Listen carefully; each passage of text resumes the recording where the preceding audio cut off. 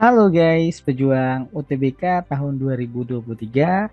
Kembali lagi bersama channel GQMed. Di saat ini kita akan melanjutkan pembahasan soal SNBT, di mana di saat ini kita akan membahas potensi kognitif. Di saat ini kita langsung saja ke soal-soal potensi kognitif. Soal yang pertama, diketahui diberikan pernyataan-pernyataan sebagai berikut. Jika penguasaan penalaran matematika, potensi kognitif bahasa Indonesia dan bahasa Inggris rendah, maka sulit untuk mengerjakan soal ujian SNBT 2023, di mana ini adalah pernyataan pertama. Pernyataan yang kedua, ujian SNBT 2023 tidak sulit untuk dikerjakan atau tidak mendapatkan nilai terbaik pada ujian SNBT. Pernyataan yang ketiga, jika tidak mendapatkan nilai terbaik pada ujian SNBT, maka tidak diterima di universitas negeri. Tujuan kita adalah mencari kesimpulannya. Untuk menyelesaikan soal ini, kita menggunakan konsep di mana tipe soal ini adalah tipe soal penalaran logis. Untuk menyelesaikan soal ini, yang pertama kita gunakan konsep silogisme, di mana sini penarikan kesimpulan dan juga pernyataan yang ekuivalen. Kita langsung saja ke pembahasannya. Yang pertama, kita buat ke dalam simbol pernyataan ini, di mana di sini ada kata jika maka. Jika penguasaan penalaran matematika potensi kognitif bahasa Indonesia bahasa Inggris rendah, ini menjadi satu pernyataan. Kita misalkan di sini adalah pernyataan P. Maka, jika maka itu artinya implikasi, berarti kita pakai tanda panah seperti ini. Sulit untuk mengerjakan soal SNBT. Sulit untuk mengerjakan soal SNBT, ini kita misalkan dengan Q. Ini untuk pernyataan yang pertama. Pernyataan yang kedua di sini yaitu ujian SNBT tidak sulit. Sebelumnya di sini SNBT itu sulit, di mana itu sebagai Q. Sedangkan di pernyataan kedua SNBT tidak sulit, ada kata tidak, ini artinya negasi. Berarti negasi Q. Sama seperti pernyataan pertama, tapi yang membedakan ada kata tidak. Selanjutnya, atau artinya disjungsi, berarti lamanya seperti ini. Tidak juga berarti negasi, mendapatkan nilai terbaik pada ujian SNBT, artinya ini adalah pernyataan yang baru. Selanjutnya, untuk pernyataan yang ketiga, diketahui di sini, jika tidak mendapatkan nilai terbaik pada ujian SNBT, di mana ini sama seperti pada pernyataan kedua, yang kita misalkan dengan R, di mana di sini juga kata tidak berarti negasi R. Selanjutnya ada kata jika maka, artinya implikasi, tidak diterima di universitas negeri. Ini juga pernyataan baru berarti negasi S. Kenapa negasi? Karena di sini ada kata tidak. Selanjutnya, untuk menggunakan konsep silogisme, di sini pernyataannya semuanya harus implikasi. Untuk pernyataan kedua, di sini bukan pernyataan implikasi. Sehingga pernyataan kedua ini kita ubah bentuknya dengan menggunakan konsep ekuivalensi, di mana negasi P atau Q hasilnya bakalan menjadi P implikasi Q.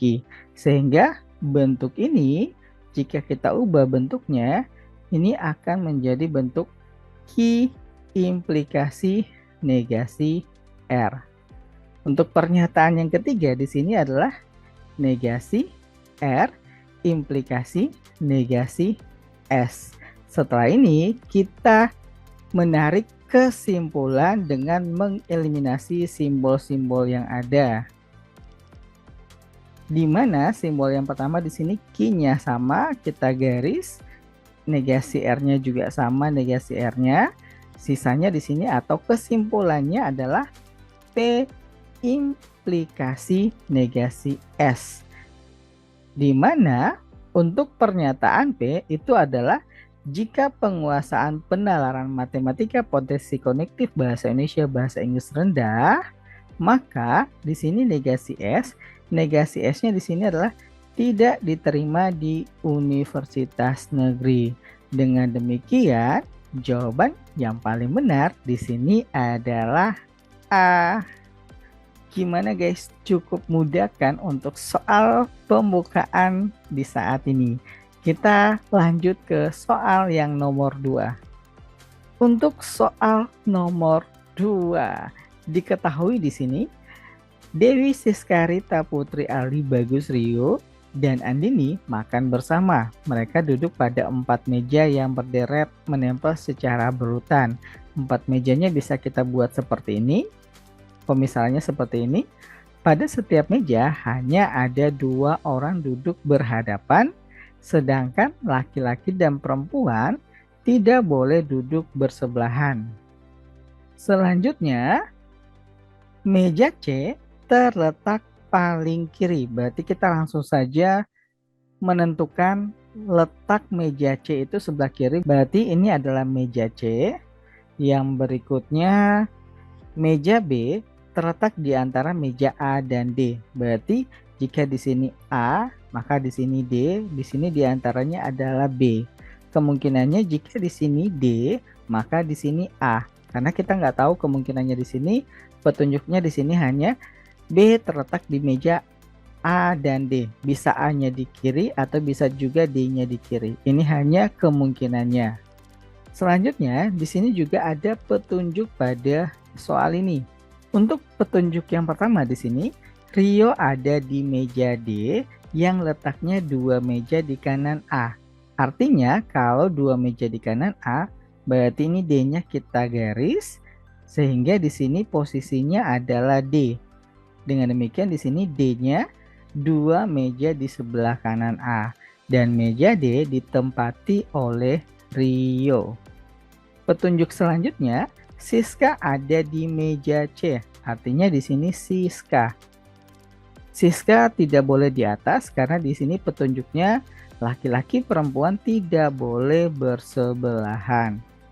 Selanjutnya, Dewi duduk di kursi kedua sebelah kanan Putri. Berarti antara Putri dan Dewi ada satu tempat yang kosong karena di sini Dewi duduk di kursi kedua sebelah kanan Putri. Artinya putrinya di sini, maka Dewinya di sini. Di mana Dewi duduk di kursi kedua sebelah kanan Putri. Selanjutnya, Bagus duduk berhadapan dengan Siska. Berarti Siskanya di C, Bagusnya juga di C.